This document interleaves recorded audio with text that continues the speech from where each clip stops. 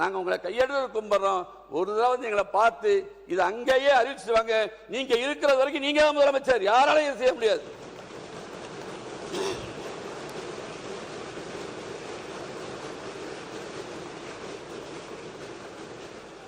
எங்களது பகுதியில் இருக்கிற விவசாயிகள் நம்முடைய புதிய முதலமைச்சரிடம் சொல்லுங்கள், நம்முடைய பகுதியினுடைய வேதனையை சொல்லுங்கள் என்று சொல்லியிருக்கிறார்கள்.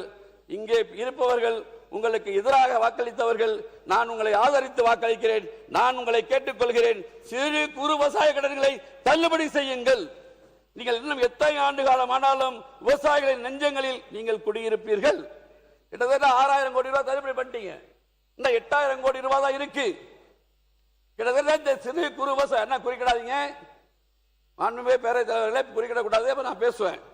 சிறு குறு விவசாயிகளின் கடன்களை முழுமை தள்ளுபடி செய்யப்பட வேண்டும். ஏன்னா ஏன் டைம் போயிடும், எனக்கு 15 நிமிஷம் காலைல நீங்க கொடுத்துட்டீங்க. அதுக்காக நான் ஸ்பீடா படிக்கிறேன், இல்லைன்னா எல்லா பக்கத்தையும் பரட்டிக்கிட்டே வந்துட்டு இருக்கேன். ஒவ்வொரு பரிதா படிக்கிறேன்.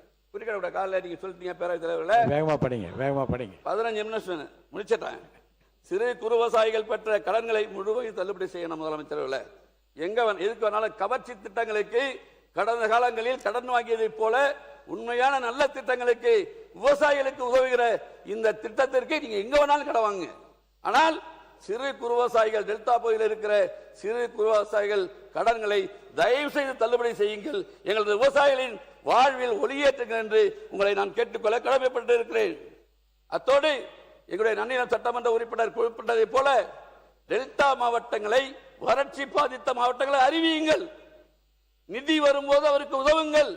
என்றைக்கு உபரிநிதி தமிழ்நாட்டிற்கு வருகிறதோ நல்ல திட்டம் மாண்டேக் சிங் அலுவாலியா, வரி வருவாயை பெருக்க வேண்டும், ஊழலை ஒழிக்க வேண்டும்.